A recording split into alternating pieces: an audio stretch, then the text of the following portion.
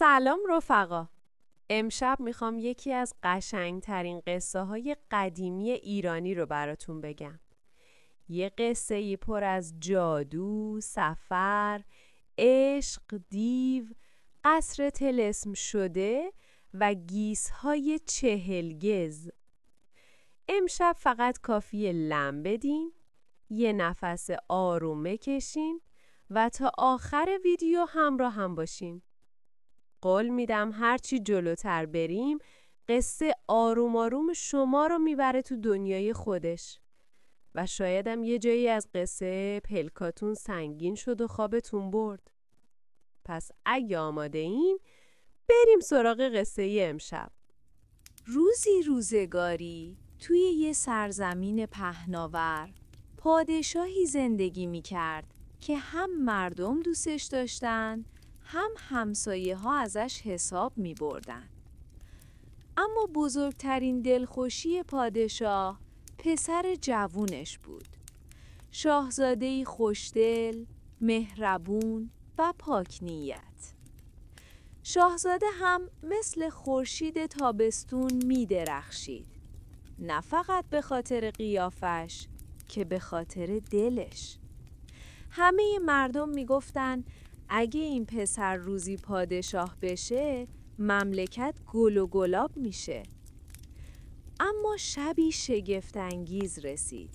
شبی که تقدیر مسیرش رو عوض کرد. اون شب ماه کامل وسط آسمون نشسته بود. ماهی که انگار از نقره ساخته شده بود.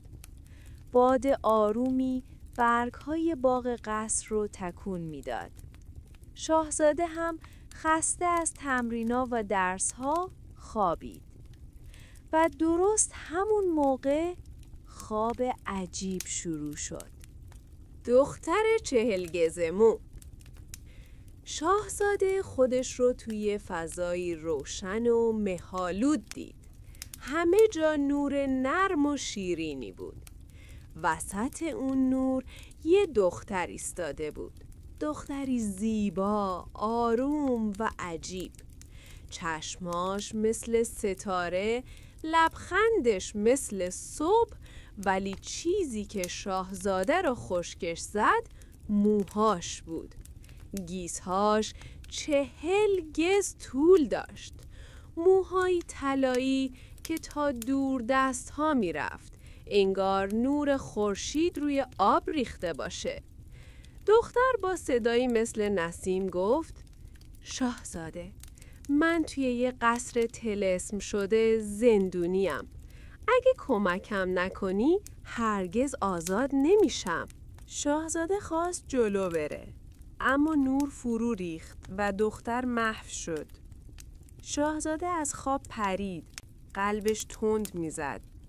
میدونست این یه خواب معمولی نیست. یه پیام بود. صبح رفت سراغ پدرش و گفت: پدر، من باید اون دختر رو پیدا کنم. نمیتونم این خواب رو فراموش کنم. حس میکنم که واقعیه. پادشاه اول مخالفت کرد. ولی وقتی دید پسرش مثل کسیه که چیزی از جونش کم شده، مجبور شد قبول کنه. و اینطوری سفر شاهزاده شروع شد. شاهزاده با چند همراه راه افتاد. روزها از دشت و بیابون گذشتن، شبها زیر آسمون خوابیدن. اما هر کی رو می دیدن کسی چیزی درباره دختری با گیس‌های 40 گز نمی دونست. تا اینکه یه روز به طلبه پیرزنی رسیدن. پیرزن نگاهی به شاهزاده کرد و گفت: تو همون شاهزاده ای هستی که دختر 40 گز مو رو تو خواب دیده، نه؟ شاهزاده جا خورد. پیرزن گفت: پسرم، اون دختر واقعیه. توی قصریه که یه دیو سیاه محافظشه. راهش خطرناکه. ولی تو سرنوشتت با اون گره خورده. بعد هم نقشه‌ای نشونش داد. وقتی شاهزاده به قصر رسید، هوا سرد شده بود. مه غلیظی دور قصر میچرخید. دیواراش بلند و سیاه بود. شاهزاده با ترس و دلگرمی با هم قدم گذاشت جلو. در بزرگ قصر باز شد. انگار منتظرش بودن. داخل قصر دختر 40 گز مو پشت پنجره نشسته بود. همون دختری که در خواب دیده بود. موهاش مثل رود طلا روی زمین پخش شده بود. دختر آرام گفت: تو بالاخره رسیدی. اما هنوز نمیتونی منو آزاد کنی. باید 3 کار سخت انجام بدی. 3 کار؟ شاهزاده گفت: بگو چیاست؟ هرچی باشه انجام میدم. مأموریت اول: آب از سرچشمه آتیش. باید از چشمه آب می آورد که وسط آتیش می جوشید. هر کسی نزدیکش می شد می سوخت. اما شاهزاده ناامید نشد. اونجا بود که مرغی طلایی که خود دختر فرستاده بود به کمکش اومد. بالهاش رو باز کرد، آتیش رو کنار زد و شاهزاده تونست با کوزه مخصوص آب برداره. مأموریت دوم: سیب از باغ دیوها. باغی تاریک، پر از موجودات عجیب. سیبی طلایی وسط باغ بود، ولی مورچه‌های غول‌پیکر نگهبانش بودن. شاهزاده نمیدونست چی کار کنه. اما یادتونه همیشه آدم خوب تنها نمیمونه؟ یه مورچه کوچیک که شاهزاده روزی نجاتش داده بود اومد و گفت: ما کمکت میکنیم. مورچه ها راهو باز کردن، شاهزاده سیب رو برداشت. مأموریت سوم: نبرد با دیو. سخت‌ترین بخش. دیو سیاه قدش 3 برابر انسان بود. چشماش مثل آتیش، نفسش مثل دود. دیو خندید و گفت: تو میخوای دختر را آزاد کنی؟ هرگز. ولی شاهزاده دل نترس بود. جنگ شروع شد.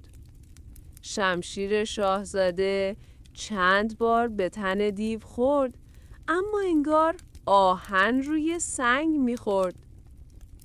دیو هم با قهر مشت میکوبید زمین. شاهزاده داشت کم می آورد تا اینکه صدای دختر را شنید. شاهزاده، قلبت از اون قوی تره. از دل پاکت نیرو بگیر. شاهزاده یه دفعه انگار روشن شد. شمشیرش نور گرفت.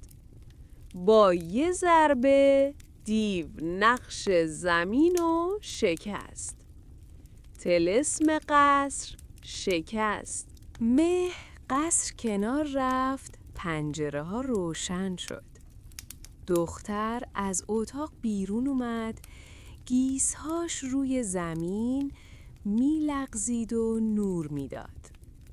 نگاهی به شاهزاده کرد و گفت: تو سرنوشت منی و من از امروز آزاد. شاهزاده هم لبخند زد، انگار دنیا رو بهش داده باشن. وقتی برگشتن مردم شادی کردند. پادشاه اشک شوق ریخت. چند روز بعد جشن بزرگی گرفتند. پر از موسیقی، خنده و چراغ‌های رنگی. شاهزاده و دختر چلگز مو کنار هم نشستن و قصهشون برای همیشه توی دل مردم موند. و اینطوری قصه ما هم به آخر رسید. اگه با من تا اینجا همراه بودین، مرسی ازتون. امیدوارم این قصه امشب یه لبخند رو لباتون گذاشته باشه و شاید هم کم کم خوابتون برده باشه. قصه ما تموم شد. شبتون آروم.